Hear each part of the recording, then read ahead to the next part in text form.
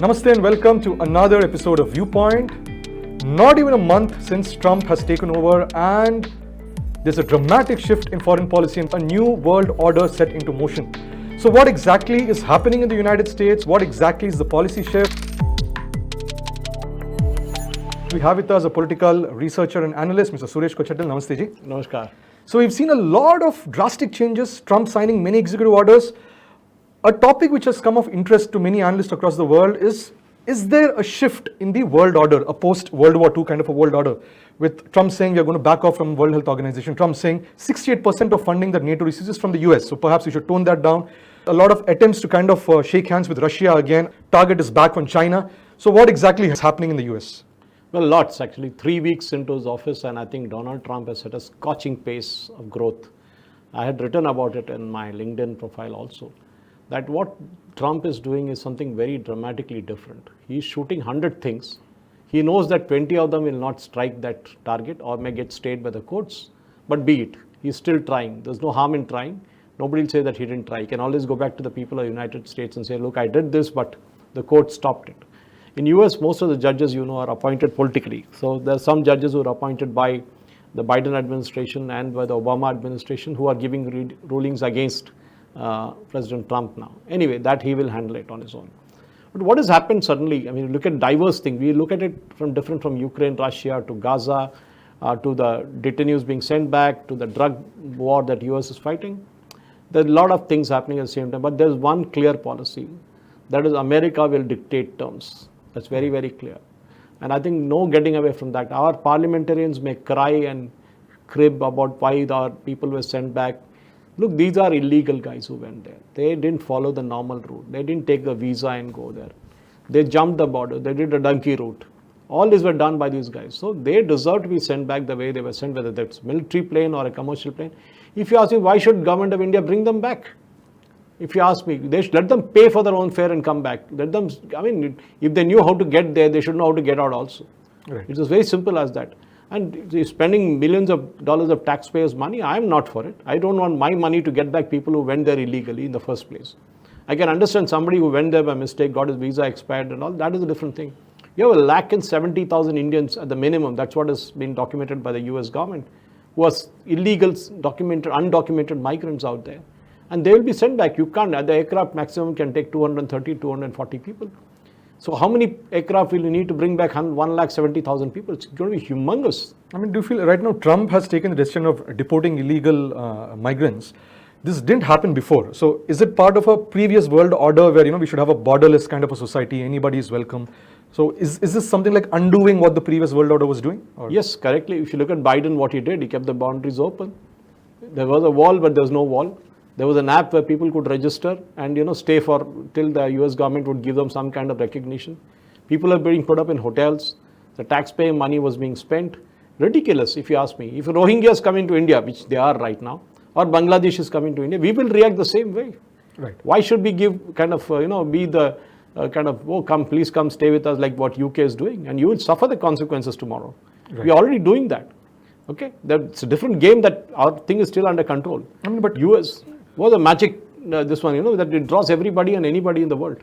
Right. So actually, talking about borders, we've seen one of what Trump has been saying is make America great again, America first policy. And we've been saying that he's repetitively saying that we don't want to interfere in other countries. And there has been a lot of interference we are doing, in the Middle East part, in Asia, in Europe.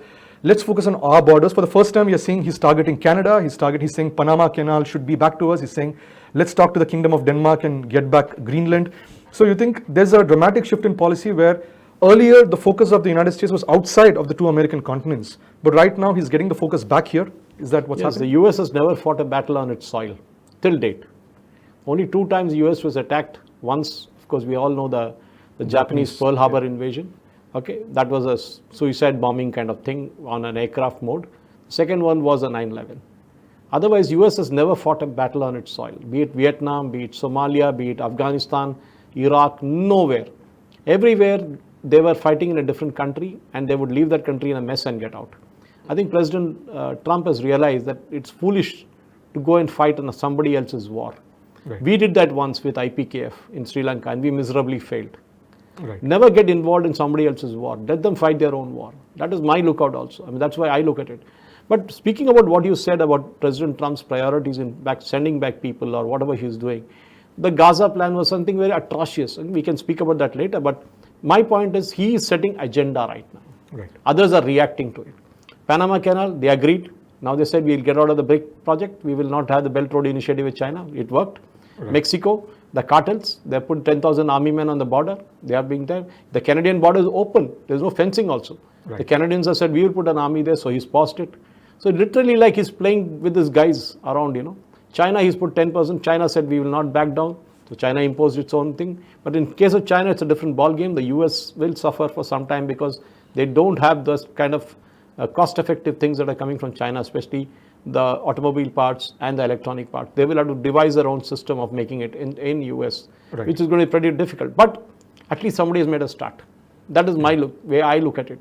There is a scare. For example, the deportation of people, the ones who are sent to India in a military aircraft. Look, the imagery is very important. Had you sent them in a commercial airline, you wouldn't have known. The guys have been joking inside, singing songs and all coming back. That they were sent into an aircraft, they couldn't talk anything, nothing. You could see them only from a distance. The imagery was huge, the huge aircraft and people being going, just 104 of them. They could have been easily bought back by a normal commercial aircraft. But no. Remember, there are 170,000 Indians sitting out there, and they will have to be tackled. And that is what the main worry is today. Because for us, we are accepting them after checking them in US. Right. So we don't know what the background game that is going on. But it's very clear that why the aircraft landed in Amritsar is because a lot of them are from Punjab and Gujarat. And Punjab especially, because now every Khalistani sitting in US and Canada will be scared, especially in US, will be dead scared that if they're going to be next one who will be put on an aircraft and sent back to India. Right. That's what will happen. Fair enough. So among the various targets that Trump has kept, like through Doge and through Elon Musk's involvement, USAID is one of the first organizations they've hit very hard. They've said almost $40 billion of money is being spent worldwide. The word said over there is aid for NGOs, but what the people from the United States themselves are saying is it's being used for regime change operations, for getting favorable governments, for pushing an LGBTQ agenda, the woke agenda. So the USAID $40 billion, do you also feel that the Biden administration actively used it for regime change even in places like Bangladesh and other places? The advantage with things like USAID, and even Britain has something very similar, they do that there also. Okay, there are various charities which work in different countries. These are all very shady things. Right. Even USAID, what we saw today, and I was listening to a lot of reports on Fox News and other channels when I was driving, the main thing that we hear from them is that they were used for ridiculous causes. Right. Ridiculous causes. LGBT stuff in some country. God forsaken, what the hell, yeah? Why should US spend money, taxpayers' money on somebody else's problem? Right. I mean, this is exactly what was wrong with the previous administration. Trump started that, by the way, in his first term, but it didn't come full effect because the bureaucrats were not good that enough. Now that is why he brought in Elon Musk, because he knows that if he brings back the same bureaucrats to deal with this problem, they'll deal it in the same way, and before you know, 4 years will be over. He wants it done, and he wants it done quick. Elon Musk has put his own people on the job. He's doing it. There have been a lot of pushback against him, but what they're doing is simply identifying where the money is going. Right. I'm sure in India, if you do an audit, Aditya, if you ask me, there'll be hordes of crores and crores of rupees that the government of India is spending, which is going into bottomless pit. Nobody knows where it's going, even now. The CAG does some audit here and there, but I'm sure if somebody like Elon Musk is given a chance to do that in India, he will discover that, almost 40% of government of India's money is going into God knows where. And that is what is happening today. I mean, you look at today, Pradhan, the organization that is funded by, OCCRP. OCCRP is funded by USAID. Right. And the OCCRP was the same people who ran the campaign against Adani's. Right. Now, regime change doesn't mean that you shift the government overnight. You make an image against the government, you disturb their parliament, Rahul Gandhi's case, and this gentleman who runs Pradhan, this one, Vijay Mahajan. He is a part of Rajiv Gandhi Foundation, CEO of it. And he was a part of one of the main guys of the Bharat Jodo Yatra of Rahul Gandhi. So connect the dots now, and you will realize that there is a bigger game at play. And by shutting off USAID, I'm telling you at least 30 to 40 Indian journalists who are on their payroll directly or indirectly through NGOs will be now out of work. And you'll see a lot of chest beating and crying in the days to come. So when Trump is actually targeting US aid, but we know that whatever USAID is doing, it may be detrimental to other nations. But from an American standpoint, wouldn't most people feel that no, it's in our national interest that we are making regime change elsewhere to have favorable governments to us? So when Trump is doing this, what is he intending to do? Is he trying to say that let's mind our own business, or is it like let's dismantle the deep state? He's not saying that we don't change regime. I mean, they have done it in Peru, they've done it in Colombia, they've done it in umpteen number of places, Libya, Iraq, for example, Afghanistan. A lot of places regime change has been brought in by the US government for their own selfish purpose. But they will still continue doing it. But that is CIA's job. We saw Bangladesh, it's a pure CIA job. But maybe they'll still keep Bangladesh there, but they banned USAID for Bangladesh, which means all that money that is supposed to come into Bangladesh through USAID, which is CIA funnel, will stop now. Maybe at a later stage they will have a review and say, fine, we will keep Bangladesh aside, we will give them some more money to continue. Or the moment they choke, they are dead, finished. I mean, you'll have all the Bangladeshi so-called coup leaders out in no time. And this is exactly what is happening. The President Trump has taken a thing saying, I need to save money. Right. Okay, that is why USAID has come in. He's cleaning up the balance sheet of various organizations in US. He's looking at the government bureaucracy. He's sending them home. He's shutting down many CIA units, FBI units. All that is being done in different places. Kash Patel with FBI. We saw Elon Musk going with, after the government payment system, they got access into it. Yeah. They're looking at the payrolls and seeing some guys don't even come to work, I believe. The last 3 years, nobody has come to work. They're getting paid for sitting there. I mean, I can still imagine it happening in India, where we have sheer inefficiency in the government departments. But in the US, I thought they were very systematic and all, but no, it seems to be even worse than India. So a lot of swindling of funds which is happening over there. Huge, huge. And if you can save at least, my way I look at is $50 to $100 billion, I think he can cut down the deficits. He can actually provoke more industrialization, more investment into US, and of course, bring down the inflation. Right. And along with USAID, they're saying that, the Biden administration paid the media, paid the press quite handsomely, and a single organization called Politico got almost $26 million of funding, and each of their subscription is like anywhere between $10,000 to $75,000 a year.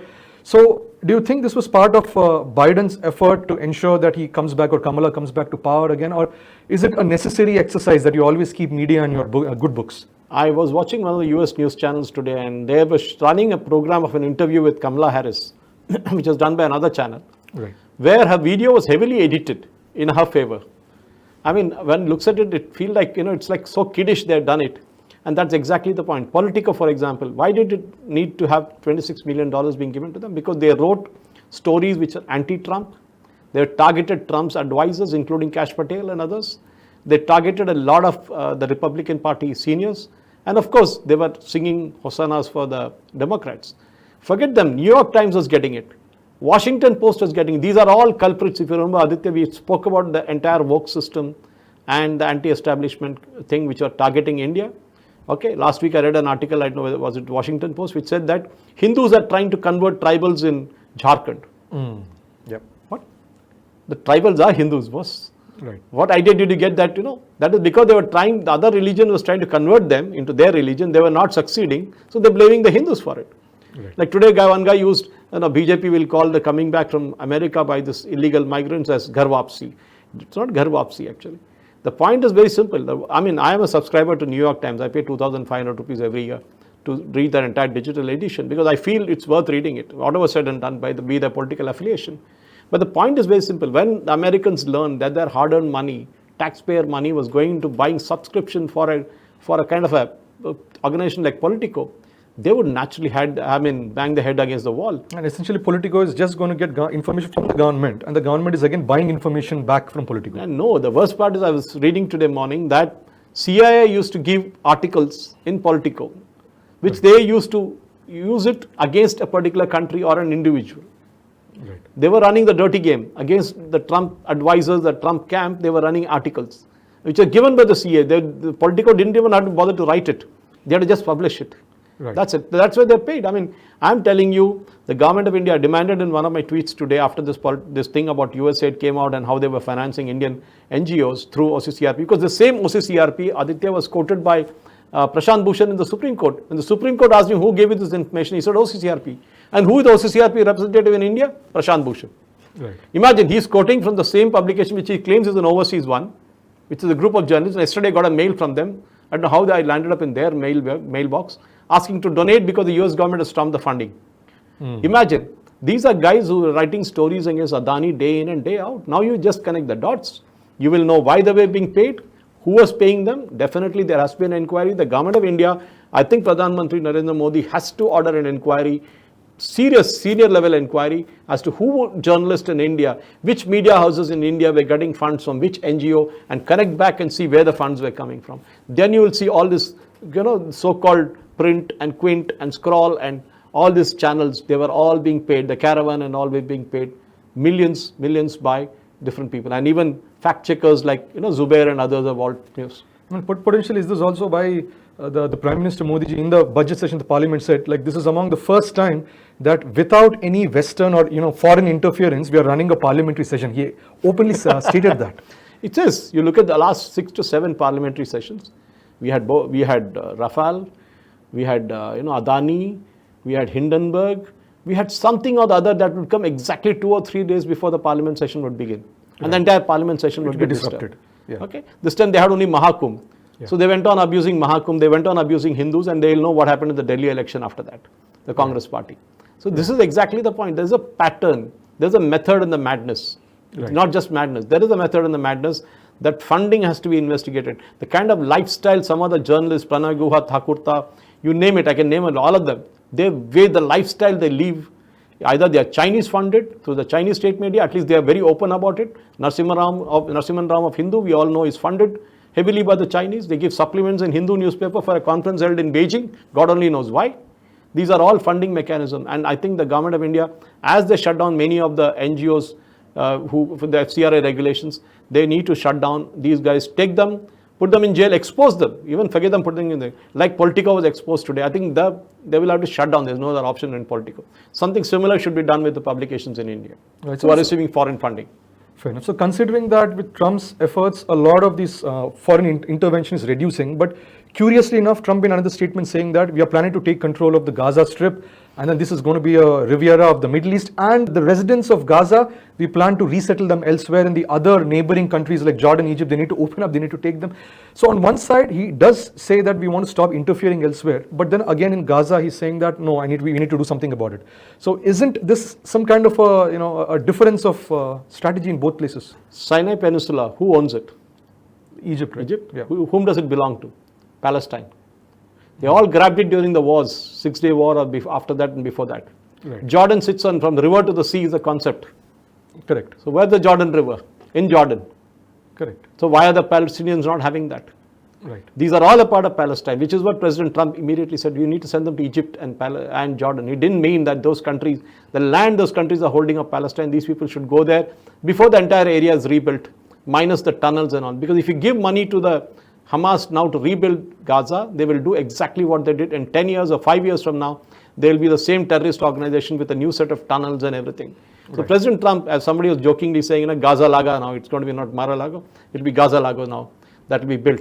But definitely it has to be done. It's an outrageous idea.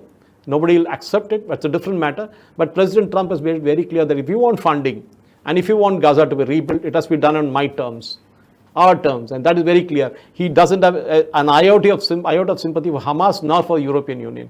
He hates European Union as much as he hates, President Putin. Everybody knows that. European Union has been the biggest disruptor in the entire thing apart from United Nations. And everywhere President Trump is shutting it down. WHO, UN, you name it. NATO. Everywhere, NATO. Everywhere he's saying shut them down because they're not serving our purpose. And he's saving billions and billions and billions. So is it in the greater interest of the American taxpayers that, we don't fund there? Or do you also feel that the attempt over here is, let's kind of warm up to Russia. Let's again disunite what Russia, the kind of momentum that Russia and China has built in the past Biden administration. Is it trying to make a small dent over there? I think the moment the Ukraine war is over, Russia will go to its own way. They will not need Chinese any longer. Of course, they'll take some time to build their military infrastructure. But that is, okay, that will happen in 3 to 4 years' time. But more importantly is the fact that President Trump feels to bridge a gap because he's sitting on a huge debt. It's huge debt, 3 trillion or whatever it is. The Chinese are holding a lot of this debt actually. Treasury bonds. Yeah. If they dump it in the market, US is dead. Right. So he is trying to save money. That is why you're seeing that effort to save money by sending workers off. I'm telling you, I don't know, I read somewhere else before that, and was it BSNL or something else? When BSNL sent off almost 1/3 of its employees on VRS, I was told that telephone system works even better right now. Right. So it means that guys were not doing anything. I'm not decrying everybody in BSNL, but I'm just giving an example of it. Maybe I'm wrong with the example, but there was one Government of India organization where they sent people home and the thing worked very well after that. Right. So that's something similar in the US. You have to devise an effective, how I wish, Aditya, how I wish this happens in India. We will not be able to do it. Modi or whoever it is will not have the guts to touch government employees. Right. We need to send back at least 1/3 of our government employees, the ones who are not adding value. Just keep education, healthcare, rural infrastructure. That's it. Right.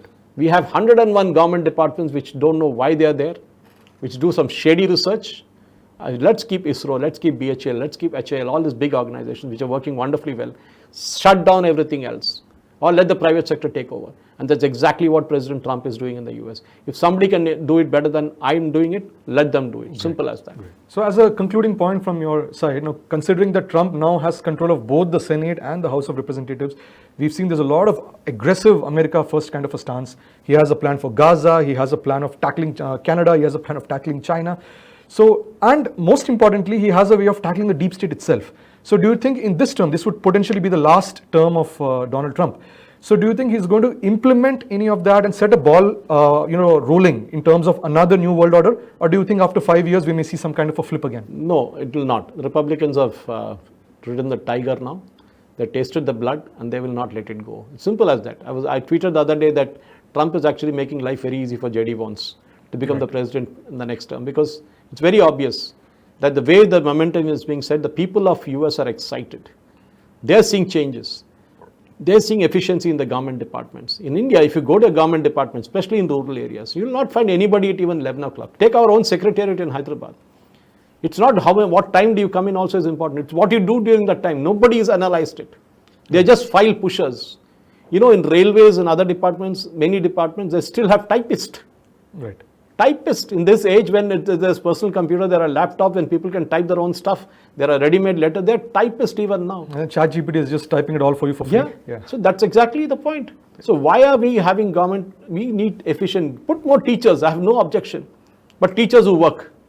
Put more people in the rural areas, in the revenue departments. People are not corrupt again. These kind of things. Government job in India should be made contractual. Just 5 years, we will review it. But the problem is the guys reviewing it are as corrupt as the guys who are being recruited. So, how I wish Dodge comes to India and Elon Musk takes over, but here it will not happen. But what Trump is doing is an excellent thing. We may disagree with him. We may say 8 out of 10 things he's doing is wrong. But what he has done, at least he has done something which proves that the governments can work. Till now, we had Biden who was sleeping, was sleepwalking, doing nothing. But now we are realizing a government there which is aggressive, going all out to kind of win the war. And that war is not just that way. The war against corruption, war against inefficiency, and of course, the international war itself. Great. So thank you so much. And on this note, we close today's episode. What do you think about what's going on about the New World Order? Please comment below. We'll catch up again. Namaste and Jai.